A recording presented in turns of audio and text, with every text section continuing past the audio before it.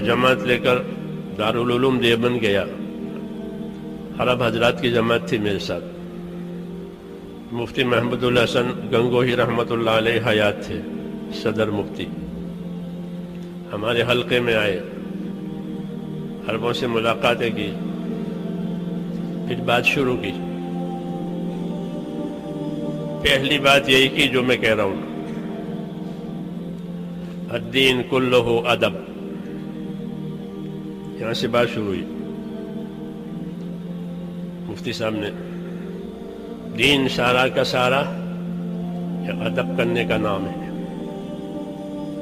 ہمارے دین میں بے ادبی کی کوئی جگہ ہی نہیں ہے. وضو استنجے کے بھی آداب ہیں, وضو استنجے کے بھی آداب ہیں ہمارے یہاں.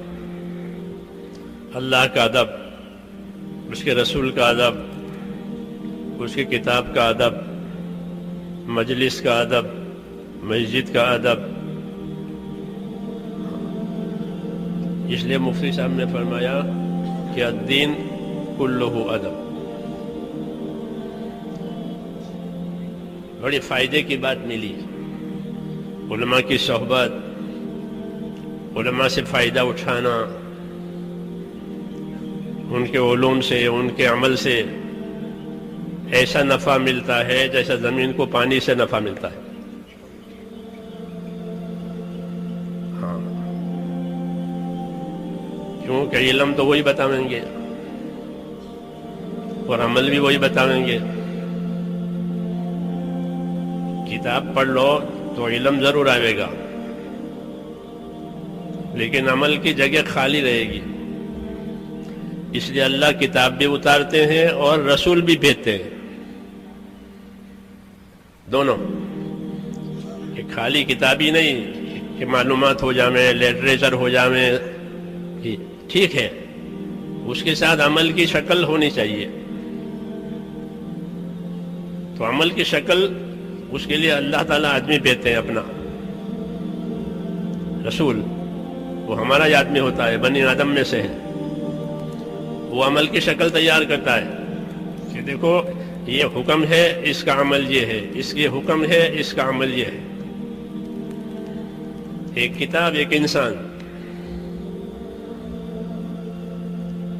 اس کو کہتے ہیں اتباع. وحی کا اتباع کرو. یہ کیسے؟ کہ رسول کی تابعداری سے. رسول بتائیں گے آداب کیا ہے, احکام کیا ہے, منع کیا ہے, صحیح کیا ہے. تو دین ہمارا سارا ادب کرنے کا نام ہے.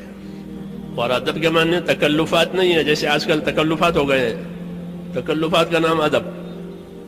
شکر کے بیٹھ جائیں گے, شکر کے کھڑے ہو جائیں گے. ہاں, اس کو تکلفات کہتے ہیں. ادب تو تعظیم کرنے کا نام ہے, حکم کی تعظیم. عبداللہ بن مسعود مسجد میں داخل ہو رہے تھے, دروازے پر پہنچے. حضور صلی اللہ علیہ وسلم ممبر پر تھے. ممبر سے فرمایا اجلسو, بیٹھ جائیے. دروازے پر پہنچے تھے اور بیٹھ جائیے کان میں پڑا, وہیں بیٹھ گئے. کیوں؟ کہ حکم ہو گیا بیٹھ جائیے, اب چلنے کی جگہ نہیں ہے. دروازے پر بیٹھ گئے. حکم کی تعظیم ہے یہ. حضور صلی اللہ علیہ وسلم دیکھا کہ آدمی دروازے پر بیٹھ گیا ہے میری بات سن کر, تو آپ نے بلا لیا, عبداللہ آگے آ جاؤ. تو آگے آئے. حکم کی تعظیم.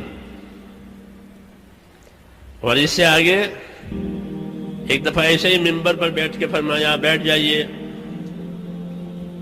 تو عبداللہ ابن رواحہ قریب کے محلے میں تھے. قریب مسجد نبی سے محلہ تھا, قریب بنو غنم کا محلہ کہلاتا تھا. مسجد کی دیواریں چھوٹی چھوٹی تھی, آواز باہر جاتی تھی. تو انہوں نے محلے میں آواز سنی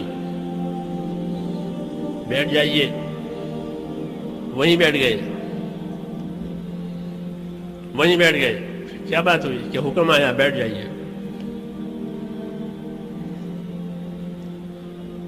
اللہ کے حکموں کی تعظیم اور تعظیم سے اس پر عمل کرنا.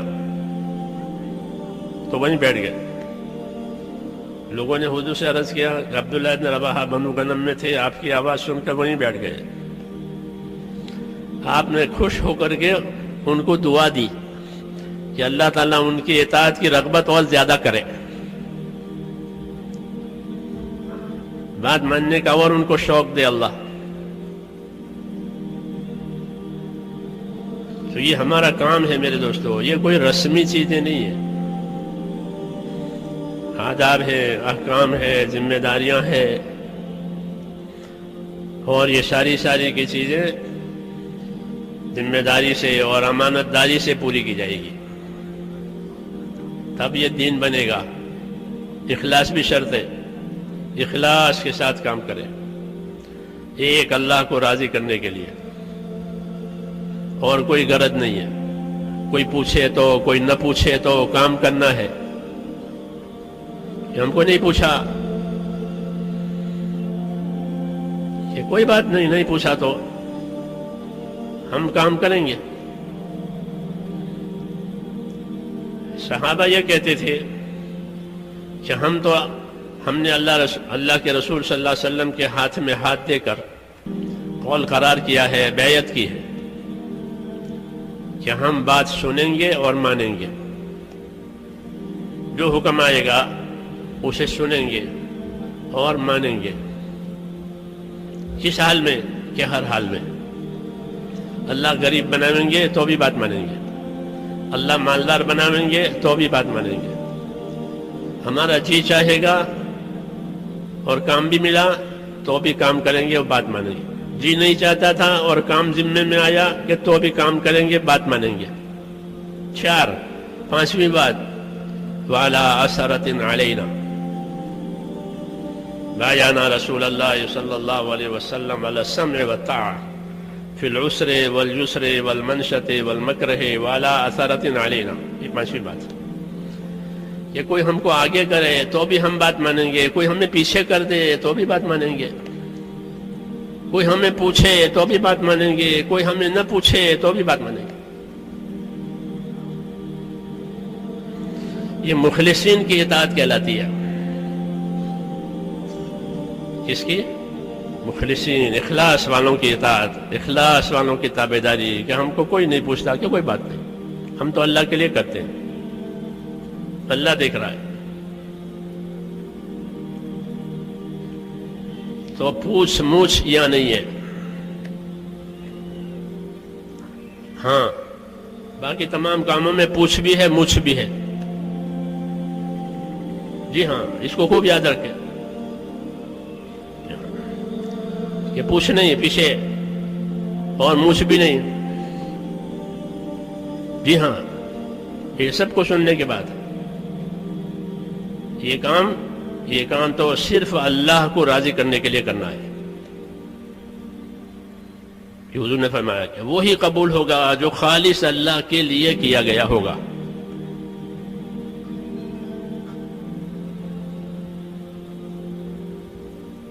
اس لیے صحابہ نے کہا کہ ان 5 صورتوں میں ہم بات مان کر کے رہیں گے. بس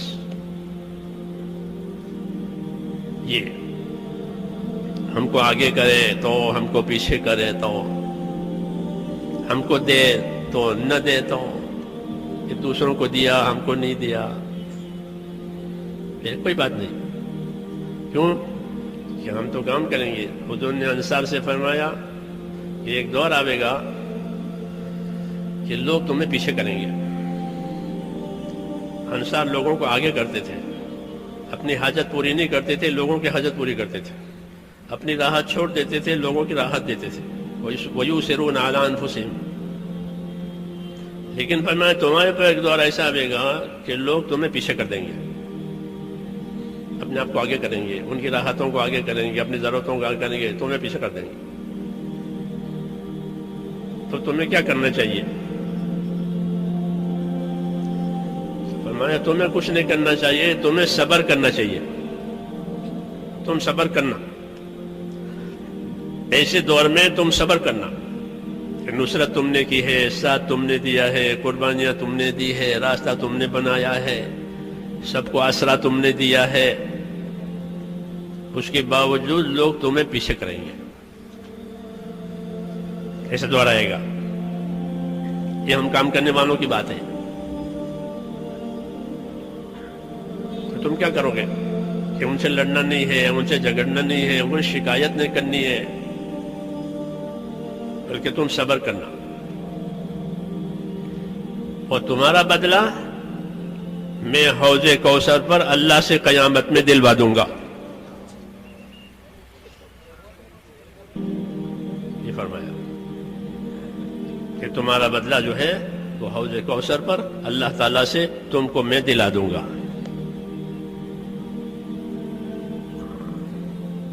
یہ ہدایتیں ہیں، بہت وزنی ہدایت ہے یہ، ہر کام کرنے والے کے لیے، ہر پرانے کے لیے، کہ وہ اپنے کام کا کوئی بدلہ نہ مانگے، کوئی اعزاز نہ مانگے، کوئی مقام نہ مانگے. جو کچھ مانگے وہ کس سے مانگے؟ اللہ سے مانگے. یہ اس کے خلوص کی دلیل ہے، یہ اس کے اخلاص کی دلیل ہے، یہ اس کے آخرت کے طلبگار ہونے کی دلیل ہے. یہ آخرت چاہ رہے تھے. یہ بہت وزنی ہدایتیں ہیں حضور صلی اللہ علیہ وسلم کی ہمارے لیے، اس لیے ان ہدایتوں کا اپنے آپ کو پابند کرنا ہے. پھر اتنی خیر ہوگی، اتنی خیر ہوگی کہ دشمنوں کے دلوں میں سے دشمنی نکل جائے گی، اور ہدایت کا نور ان کے دلوں میں آ جائے گا. یہ ہوگا.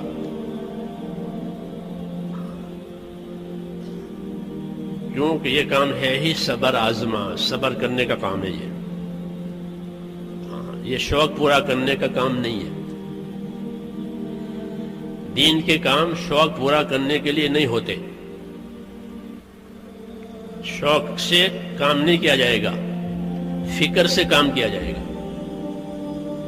جیسے قرض دار کو قرض کی فکر ہوتی ہے، میرا قرضہ ہے، مجھے دینا ہے، تاریخ آ گئی ہے،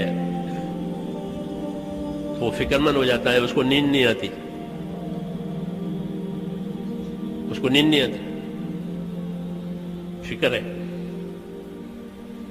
بوجھ ہے. ایسے ہی دین کے کام کہ اس کا سہم، اس کا بوجھ ہونا چاہیے. یہ شوق پورا کرنے کا کام یا نمائش کا کام نہیں ہے.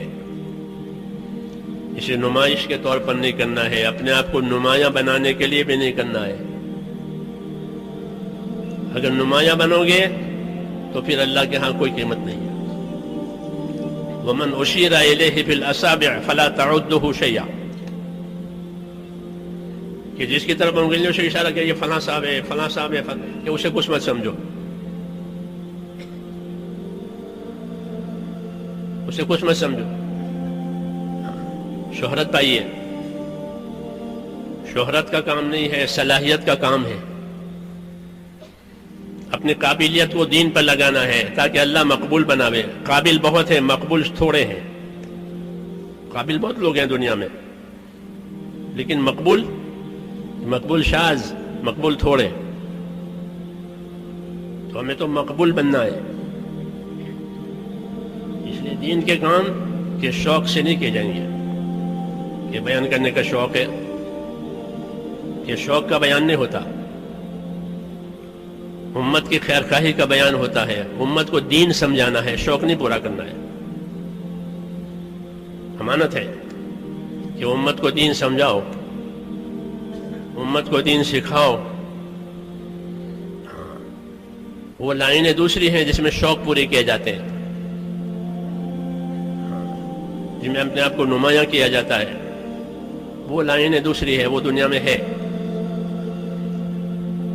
ہمارے ہاں تو دین کے کاموں میں کہ اخفاء بہتر ہے اظہار سے. چپ کے صدقہ کرے، چپ کے صدقہ کرے، سیدھے ہاتھ سے صدقہ کرے اور دوسرے ہاتھ کو خبر نہ پڑے. یہ صدقہ ظاہری صدقے سے افضل ہے. ان تبدوا الصدقات فنعما ہی، کہ اگر تم ظاہر کر کے صدقہ دے دو کہ یہ بھی ٹھیک ہے. وَإِن تُخْفُوهَا وَتُؤْتُوها الْفُقَرَاءَ فَهُوَ خَيْرٌ لَكُمْ، تو اگر تم اپنے صدقے کو چھپاؤ، چپکے سے فقیروں کو دے دو، یہ تمہارے لیے بہت بہتر ہے. تو ہر آدمی کا ہر عمل اس کا صدقہ ہے. جیسے مال صدقہ ہے، ایسا ہر آدمی کا نیک عمل اس کی زندگی کا صدقہ ہے. اس کا جتنا یہ اخفا کر سکتا ہے، ہاں پوشیدہ کر سکتا ہے، یہ اس کے اظہار سے بہتر ہے. اظہار تو ضرورت کے لیے کرنا پڑتا ہے. جیسے فرض نماز جماعت سے پڑھی جائے گی، فرض ہے کہ اظہار کر کے پڑھو تاکہ اور لوگ بھی پڑھیں. ورنہ کہ اپنی نیکیوں کو ایسے چھپاؤ جیسے اپنے گناہوں کو چھپاتے ہو.